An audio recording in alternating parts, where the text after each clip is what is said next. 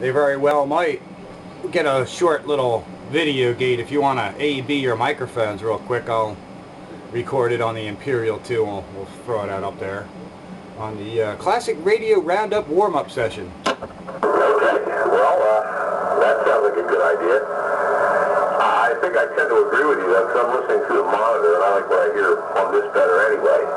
Although it does seem to be picking up my background a little more. But anyway, this is the D104, and we will put the +3 back on and give that another shot. Yeah, that one's a little more pleasant to listen to on this radio. It's got the full range of audio. It doesn't in any way sound like it's heading towards muffledom. Yeah, okay. Well, for comparison, we'll put the +3 on, and I'll adjust the level to be about the same amount of background as the D104. But yeah, this one is bassier. You can hear it. But anyway, this is the +3. A very good candidate for SPE console 2s and the 13885 Midland. But evidently not so great on this radio, this TRC 465. Yeah, it's just not train approved on that second microphone made up. It's just not enough. If you threw some highs in there, it might work out, but it's just too flat. You know, it's just it just doesn't have the 100% clarity to it. It's fine, you know. We're being nitpicky here, but you know, it's just not as pleasant. Okay, well, let's try one more entry into the fray here. This is the Turner +2 test mic, and it too is set about the same level as the other two, and I'm talking about the same distance away from it, just to try to keep test parameters consistent. But judging from what I'm hearing in my audio, my earphone here, doesn't sound like this one's much better than the +3. No, in fact, it doesn't even sound very much at all different. Very much sounds the same, which surprises me. Yeah,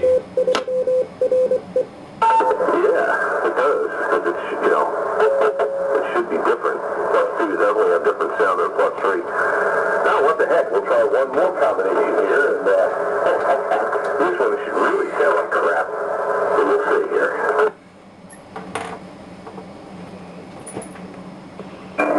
Audio, hello? And there's the Canadian connection. Yeah, okay. Alright, here we go. So one last comparison here, and then I'll let Brent get in there and say the hello thing. But this is the Super Sidekick. Once again, set in the same spot, and the same distance, and approximately the same audio gain. And approximately sounds very much like the last two Turner microphones. Wow, there's really no difference between those three Turner microphones. Virtually none that I can tell. There's very little. Yeah, which is weird because, you know as well as I do that the difference between a +2, a +3, and a Sidekick is noticeable. The Sidekick is usually very bassy. The +3 is kind of middle of the road, and the +2 has a little bit more high end to it. But I guess the only one that's noticeably different is the D104. How about that? And the only one that really sounds good on it. The rest of them just seem washed out sounding. Well, then we'll go back to the D104 and we'll stay on it for the duration of this radio's portion of the roundup. And hello, Brent, and pick it up and say what you got to say there. Hello. Roger. Yeah, Canadian connection saying hello, doing my hello thing. How's everything going, guys? Going good on this end. Been a while since we heard from you. Beginning to wonder if you're mad at us. What'd you say, Pete? If I was mad at you? Yeah, been a while since we heard from you. No. Whoa, holy shit. Hang on a second. Turn the D104 down a bit there. Audio 1, 2. No, man. Can't be mad at you guys ever. No, I've just been busy, man. Working a lot. Double shift today, so I'm a little tired right now, but I figured I'm just going to get in and say hello.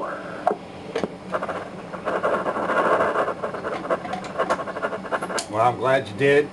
You're here for Classic Radio Roundup, and there'll be plenty others to join us here before too long. Of course, the background noise is a bit much right now. Yeah, hopefully that changes. Yeah, Roger, it sounds a little loud. Yeah, I figured I'd get in here early there. Like I said, a double shift, kind of tired, so let the old hammer get in here after the first roundup, well, the first half. Anyways, how's everything going there, Pete? Oh man, well, this is a bad time to get started on this at straight up 8 o'clock, but I have to fill you in on the 2,800 mile Florida trip. There's a whole bunch of stories just involved in that, so you got to get in here when I could get in here a magpie. I don't want to start Radio Roundup off with that. Just wouldn't be fair. But anyway, it is Classic Radio Roundup, channel 13, 27115 on your AM radio dial, and I'm using 13 glowing glass tubes in this Regency Imperial double sideband AM radio. Yeah, that thing's screaming, man. Sounds good. It's not slamming me or anything, just nice and crystal clear.